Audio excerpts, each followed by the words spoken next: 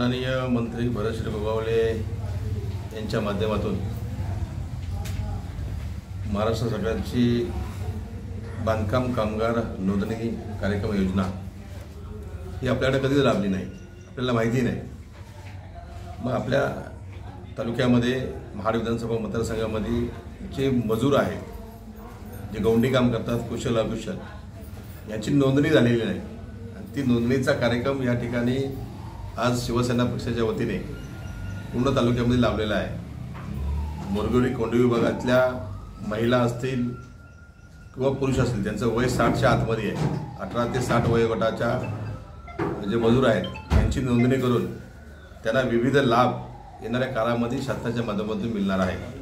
त्यामध्ये 10वी पर्यंत 2 मुलं असतील त्यांना 5000 रुपये फीसाठी मिळणार आहे।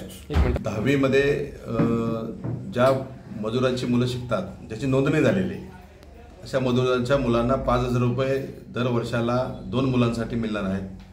10वी ते 12वीच्या मुलांना 10000 रुपये मिळणार आहे आणि 12वीपासून पदवीधर शिकणारी जी मुलं आहेत, कॉलेजला जाणारी, त्यांना 20000 मिळणार आहे। त्याच्यापुढे त्यांची मुलं जर उद्या वैद्यकीय क्षेत्रामध्ये गेली किंवा अभियांत्रिकी क्षेत्रामध्ये गेली, त्यांच्यासाठी 1 लाख रुपये वर्षाला त्यांना हे मिळणार आहे। अशा जवळजवळ 27 ते 28 योजना अधिक प्लस स्टार्टअपला ज्या मजूर आहेत, नोंदणीकृत मजूर, यांच्यासाठी जवळजवळ 35 प्रकारची गृहोपयोगी भांडी मिळणार आहेत।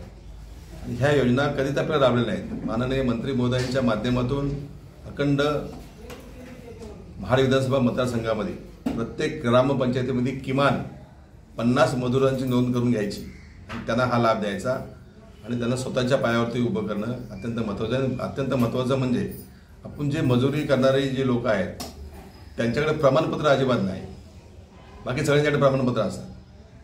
जसं आपलं जॉब कार्ड असतं MRSमध्ये, त्या प्रकारे त्यांना प्रमाणपत्र मिळणार आहे, हे त्यांना हक्काने काम उद्या कुठेही मिळेल।